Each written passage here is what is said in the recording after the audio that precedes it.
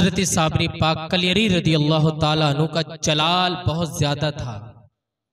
आपका जलाल आम था और लोग जानते थे। आप बैठे हुए थे, आपके मुरीद खास हजरत शमसुद्दीन पानीपती रदी अल्लाह ताला अन्हु ने आपसे सवाल किया कि हुजूर बका क्या है और फना क्या है। तो हुजूर साबरी पाक ने इरशाद फरमाया, अन करीब आपको इसका जवाब मिल जाएगा। हम जब विसाल फरमा जाएंगे तो उसके बाद जो हमारी नमाज जनाजा पढ़ाएगा वो तुम्हें इसका जवाब अता फरमाएगा। हजरत शमसुद्दीन पानीपती रदी अल्लाह ताला अन्हु खामोश हो गए।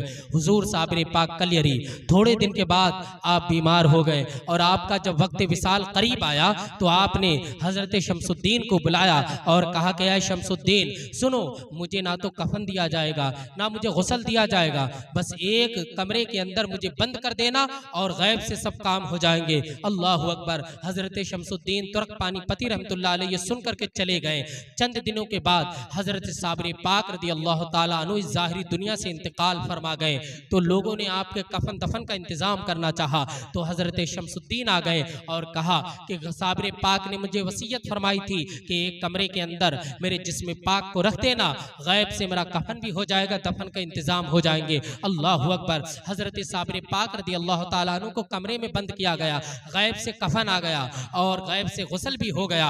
अब आपके जनाजे को बाहर निकाला गया। बाहर निकालने के बाद लोगों के दरमियान बातें होने लगी हैं कि सुनो सुनो, हजरत का नमाज जनाजा कौन पढ़ाएगा, हजरत अल्लाह के वली हैं और नमाज जनाजा पढ़ाने के लिए भी कोई ऐसी मोतबर और मुअक्कर शख्सियत होना चाहिए। तो लोगों ने कहा कि शमसुद्दीन से बड़ा कौन हो सकता है, इसलिए कि ये सुबह में भी साबरे पाक के साथ में रहे, ये दोपहर में भी साबरे पाक के साथ में रहे, ये खलबत व जलबत में साबरे पाक की सोहबत पाई है, ये हमेशा हजरत के साथ में रहे हैं और हजरत के बहुत करीबी हैं। तो कहा कि ऐ शमसुद्दीन तुम नमाज जनाजा पढ़ाओगे। तो आपने फरमाया कि नमाज जनाजा मैं नहीं पढ़ाऊंगा, इसलिए कि मेरे मुर्शिद ने कहा था कि जब मेरा इंतकाल हो जाए तो जो मेरी नमाज जनाजा पढ़ाएगा वो मुझे बका और फना के बारे में बताएगा। मैं तो बका और फना के बारे में अब नहीं जानता हूँ, लेकिन नमाज जनाजा पढ़ाने के बाद मैं कहाँ से बताऊंगा। अल्लाह अकबर। सारे लोग खामोश हैं। आपके जनाजे को सामने रख दिया गया।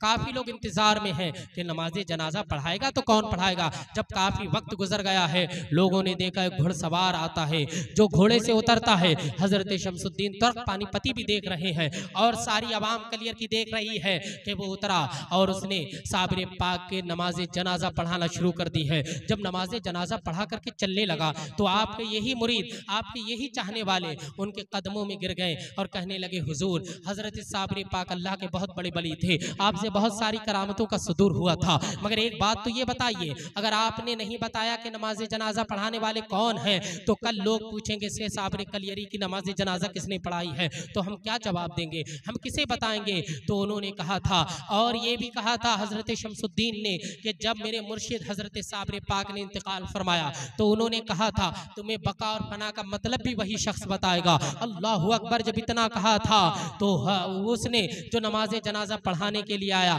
जब उसने अपने चेहरे से नकाब हटाया, चूंकि वो आए थे अपना चेहरा ढक करके, किसी को चेहरा नहीं दिखाया, जब उन्होंने अपने चेहरे से नकाब हटाया, क्या देखते हैं ये साबरे पाक है। सामने जो जनाजा है वो भी साबरे पाक का है और जो नमाज जनाजा पढ़ा रहे हैं वो भी साबरे पाक है। आपने फरमाया कि देख शमसुद्दीन, ये जो पड़ा है ये फना है और ये जो खड़ा है सामने ये बका है। इसलिए ये जिस्म रूह का मोहताज था और रूहानियत रूह की मोहताज नहीं होती है।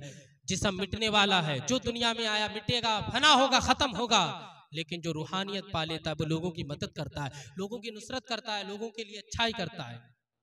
तो जो फना था अब उसे तुम सुपुर्दे खाक कर दोगे और जो बका है ये हमेशा रहेगा। तो अल्लाह वालों की शान ये है कि ये बड़े बड़े मसले चंद लफ्जों में और चंद मिनटों में सुलझा देते हैं।